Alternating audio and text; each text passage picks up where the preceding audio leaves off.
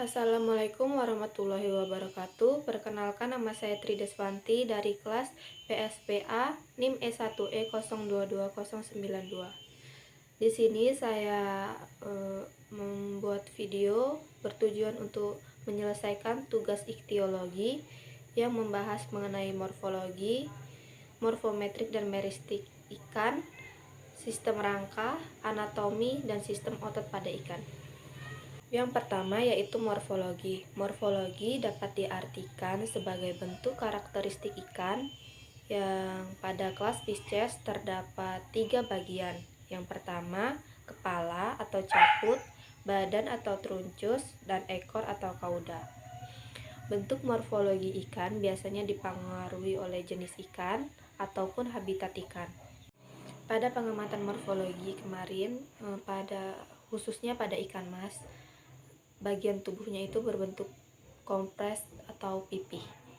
Bagian yang dimaksud pipih itu dia gepeng ke samping dan memiliki 2 sisi. Yang kedua yaitu bentuk morfologi pada ikan kembung. Pada ikan kembung berbentuk torpedo. Hal ini membuat ikan kembung tersebut dapat melaju dalam air tanpa ada hambatan. Biasanya ukuran tinggi dan lebar pada jenis ikan yang berbentuk torpedo ukurannya sama. Berikutnya yaitu ikan lele dan juga belut. Bentuk tubuh pada ikan lele dan belut hampir sama atau bahkan sama, yang tergolong dalam bentuk tubuh anguilliform. Bentuk tubuh anguilliform ini dikarakteristikan dengan bentuknya yang memanjang. Pada pengamatan kemarin yang dilihat atau diamati yaitu bentuk tubuh ikan tadi. Sedangkan untuk pengertian lebih luasnya ada lebih banyak bentuk-bentuk tubuh pada ikan.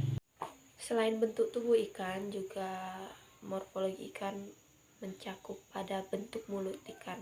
Bentuk mulut ikan juga berbeda-beda tergantung jenis ikan tersebut. Untuk bentuk mulut ikan itu dibagi menjadi 2, yaitu inferior dan subterminal.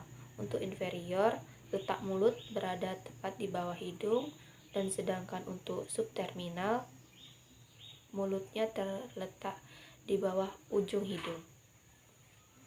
Berikutnya yaitu sungut. Sungut sendiri terletak di kepala ikan di dekat mulut ikan. Sungut berfungsi untuk mendeteksi makanan dan juga banyaknya sungut serta letaknya tergantung pada jenis ikan. Berikutnya yaitu untuk bentuk sisik ikan, yaitu ada 4, yaitu plakoid, sikloid, kosmoid, dan juga stenoid.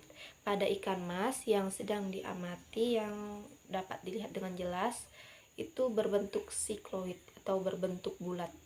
Berikutnya terdapat sirip. Sirip sendiri pada ikan berfungsi untuk sebagai alat bantu bergerak di dalam air. Sisik dibedakan menjadi 2, yaitu sisik tunggal dan sisik berpasangan. Yang dimaksud dengan sisik berpasangan yaitu di kedua sisinya terletak atau bersebelahan dengan sisik, maksudnya 2 dempet. Sedangkan untuk tunggal hanya 1, contohnya pada sirip tunggal yaitu sirip punggung. Untuk yang berpasangan yaitu sirip dada. Berikutnya yaitu sirip ekor. Sirip ekor sendiri terletak biasanya di ujung ikan yang disebut juga dengan caudalis. Sama halnya dengan sirip punggung atau sirip lainnya. Kalau sirip ekor lebih mengacu kepada ikan untuk membantu bergerak maju. Sedangkan untuk sirip yang lainnya biasa berfungsi untuk menyeimbangkan tubuh ikan ketika berenang. Bentuk-bentuk ekor ikan sendiri berbeda-beda tergantung jenis ikan tersebut serta habitatnya, contohnya seperti di daerah yang laju arusnya kencang atau yang airnya tenang. Pada ikan sendiri terdapat linear literalis. Linear literalis itu garis memanjang pada tubuh ikan yang biasanya terletak di belakang tutup insang sampai dengan ekor. Linear caudalis itu berfungsi untuk agar ikan mengetahui kedudukannya di air, mengetahui tekanan air tersebut maksudnya. Pada ikan terdapat istilah integumen. Integumen itu bagian luar ikan yang biasanya ditutupi entah itu dengan sisik ataupun lendir, yang biasanya berfungsi untuk melindungi ikan dari predator ataupun untuk ikan tersebut berkamuflase. Sedangkan untuk lendir sendiri berfungsi untuk mencegah infeksi pada ikan atau mengurangi kemungkinan ikan mengalami goresan. Berikutnya yaitu morfometrik dan meristik ikan. Morfometrik ikan yaitu pengukuran tubuh bagian luar ikan yang biasanya diukur dari satu bagian ke bagian lain. Sedangkan untuk meristik ikan biasanya adalah pengukuran juga, tapi lebih ke bagian-bagian seperti sisik serta sirip ikan. Kemarin untuk praktikum pengamatan dilakukan morfometrik dan meristik ikan pada ikan mas, ikan kembung, ikan lele, dan juga belut. Keempat pengamatan tersebut memiliki morfometrik dan meristik ikan yang berbeda. Terutama ini disebabkan karena jenis yang berbeda, habitatnya yang berbeda, jenis kelamin, serta lingkungan ikan. Morfometrik dan meristik ikan sendiri biasanya digunakan untuk mengetahui umur ikan dan juga untuk mengetahui perkembangan ikan tersebut. Yang berikutnya yaitu sistem rangka pada ikan. Sistem rangka pada ikan berfungsi untuk membentuk atau melindungi ataupun menyokong tubuh ikan. Sistem rangka ini biasanya berpengaruh kepada bentuk tubuh ikan. Bentuk rangka ikan sendiri ada beberapa. Yang pertama yaitu rangka aksial. Rangka aksial itu rangka pembentuk dasar pada ikan yang biasanya membentuk tengkorak, setelah itu tulang punggung serta tulang rusuk pada ikan.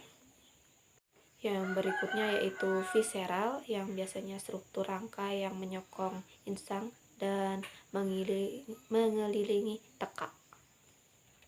Yang berikutnya yaitu rangka apendikular. Biasanya rangka apendikular ini lebih ke sirip-sirip ikan seperti sirip dorsal, sirip caudalis, sirip perut, sirip dubur, dan sirip lainnya.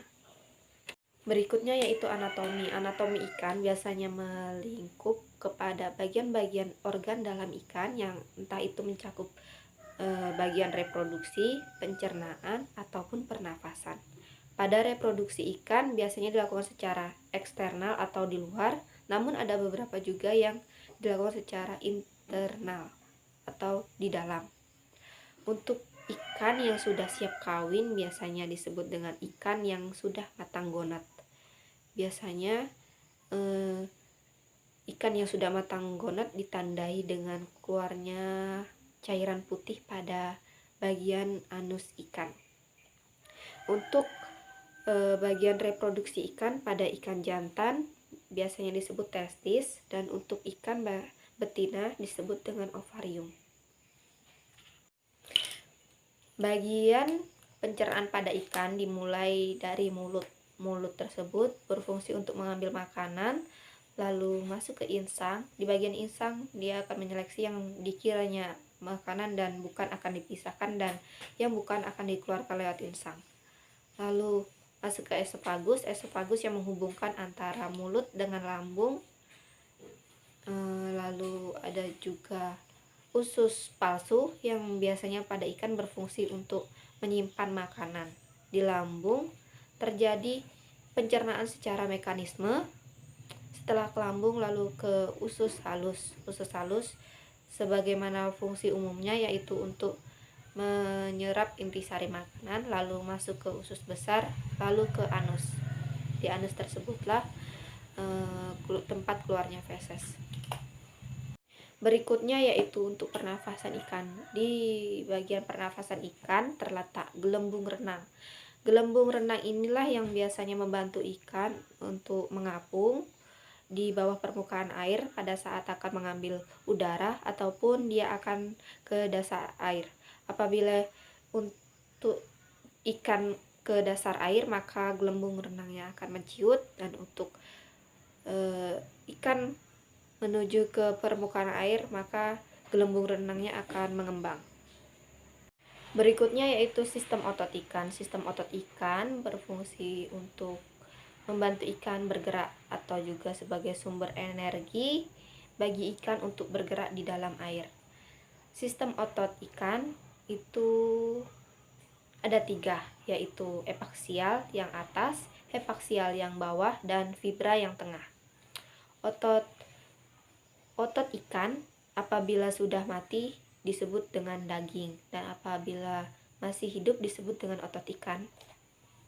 Otot hitam atau daging merah pada ikan itu sumber utama energi pada ikan untuk berenang. Dan juga pada otot ikan itu terdapat garis-garis ikan yang disebut maskul. Mungkin hanya itu penjelasan dari saya mengenai morfologi, morfometrik dan meristik, sistem rangka, anatomi, dan juga sistem otot pada ikan. Apabila ada kesalahan, sekiranya mohon dimaafkan. Wassalamualaikum warahmatullahi wabarakatuh.